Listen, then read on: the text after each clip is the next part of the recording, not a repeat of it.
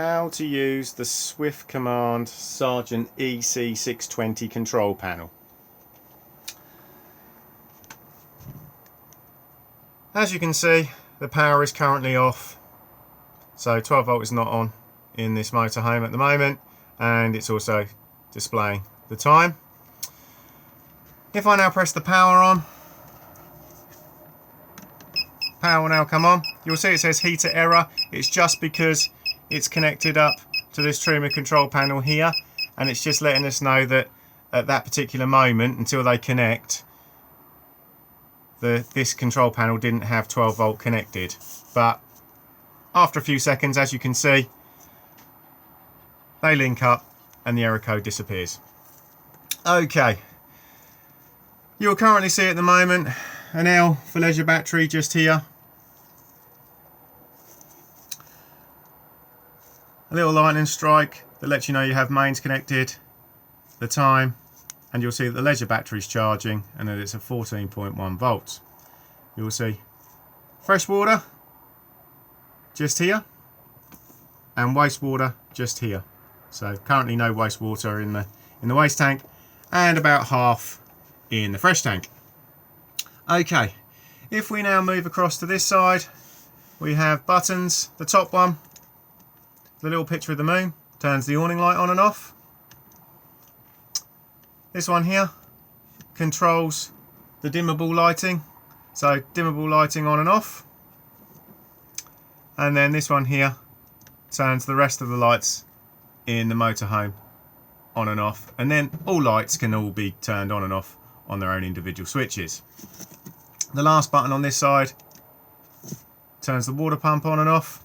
Water pump needs to be on for you to be able to get water out of your taps, flush your toilet, and fill the boiler up if it's been emptied. You'll see on this side we have arrows up and down, and then an arrow button to go into anything you want to change. So if I now begin to scroll through, we have internal temperature inside the van,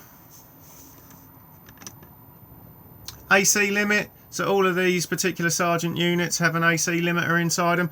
So you'll see at the moment that we are using 1.6 amps. So if you know how many amps the site is that you're on, you can literally go and pick, and then it will limit you. So basically, if you're at your limit and you try to fire up something else, it just will not work until you basically turn something else off. You'll see it goes right the way up to 16 amps. Select your battery. So I can now, if I want to, arrow in, and you'll see now that it's changed to the vehicle battery, so we can run the back end off the vehicle battery. Also, if you're hooked up to the mains, that is now the battery that you are charging. But if you just leave it alone and you make sure it's on leisure, it will just cycle anyway. Next, what the solar panel's up to, if you have one fitted. What the vehicle battery's condition is, what the leisure battery's condition is. This is letting us know this is, as I said, a Sargent EC620 control panel. If you want to utilise the Swift Command tracker system, which you do need to pay a subscription for, you do need to give Sargent what's known as an M number. You get that from here. So you need Sargent EC620 up on the screen, and then you need to arrow in. First you will see software, which just lets the workshop technicians know what software this is running. You'll then have comms, and then if you press it again, you will have a unique M number appear, which Swift will require. System settings, so in that you get all the normal stuff. So if I now just arrow in, you can set, obviously, the time, delete any Bluetooth devices that you no longer want linked, obviously link Bluetooth devices for the Swift Command app. Tank alarms on or off. At the moment they're on, so if your fresh water tank is low, it will let you know, and if your waste tank is high, it will let you know. Light mode is in last, so it will remember whatever the dimmable lighting was last left at. how long before these blue LEDs disappear when you're not using the control panel, and then the same with the backlight. Key beeps on or off, set the year, set the month, etc. All just there,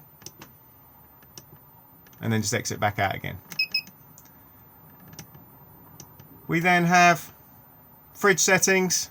The fridge can be controlled either by just going to it and obviously just turning it on just there, or alternatively you can turn it on and off if you're linked up to the app, or you can do it on this screen here.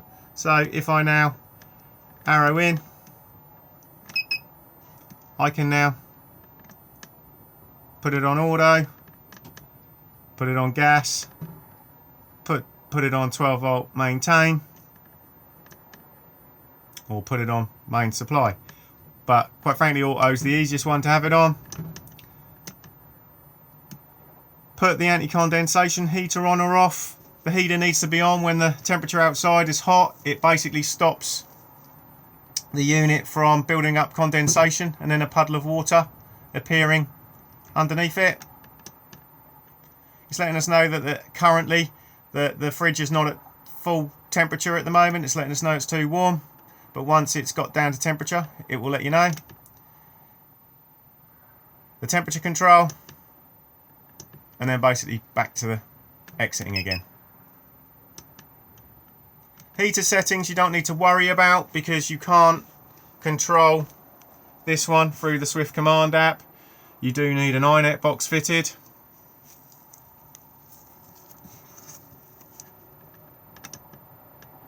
Dimmer level for the dimmable lighting, literally, as you can see. I can now brighten it up again. There we are. And then we just go back round again.